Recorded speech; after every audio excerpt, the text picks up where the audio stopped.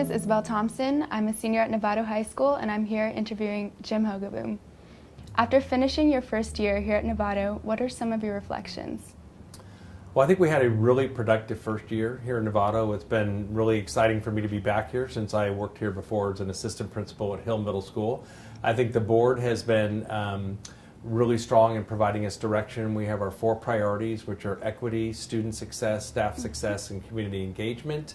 We've made a lot of progress on our graduate profile. So last year we asked the question, what do we want our students to know and be able to do when they leave our school district? And so we identified the 6 C's of critical thinking, collaboration and communication, and cultural competence, conscientious learner, and character. So we're really pulling, I think, all in the same direction. We've gotten to know a lot of people in the district, students and parents and teachers, and I think it's been, like I said, we accomplished a lot this year. We just passed Measure G. So I would say the first year just been really productive and really fun.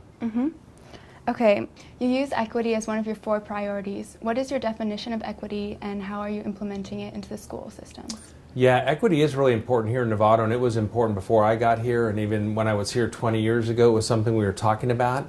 Equity to me means that we provide all of our students with the support and the access and the resources they need to be successful.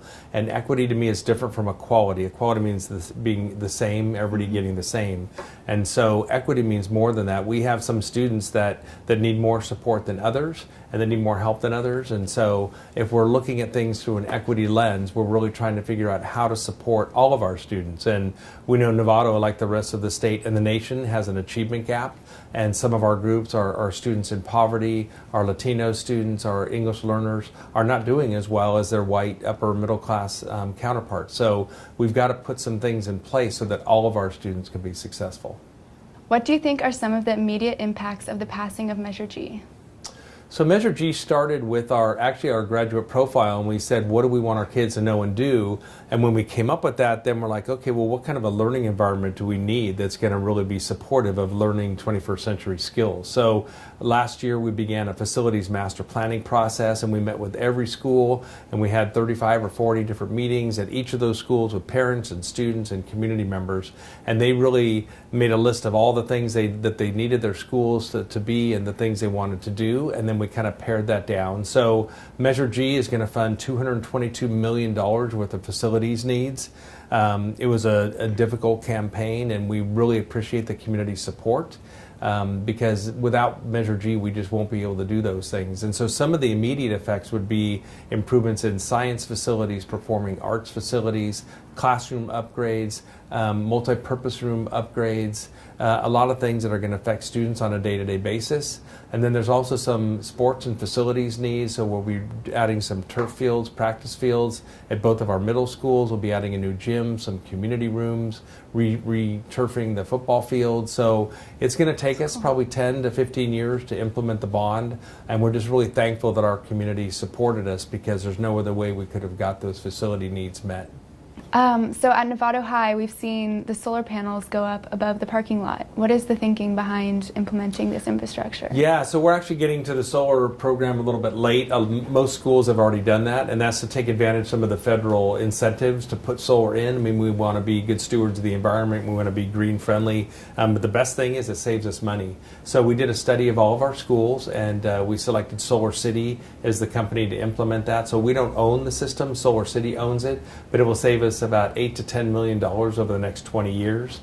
And we have solar now at 10 of our schools where it was economically feasible to do that. So we think it's a great way to, again, be both environmentally friendly and save the district a lot of money all at the same time. How are you planning on making the school systems a 21st century learning environment in terms of technology and updating resources?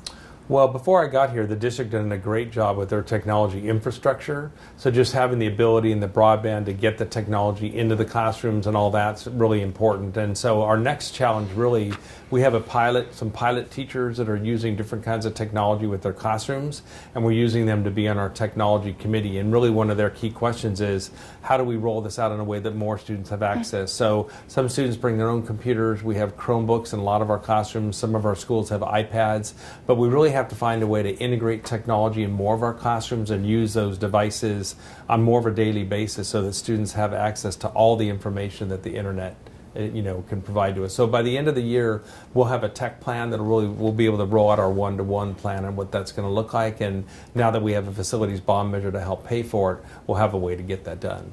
Mm-hmm. Well, thank you so much, Mr. Hogeboom, for your time and for this opportunity to interview you. This has been Isabel Thompson from the Novato High Journalism Program. Thank you so much for your time.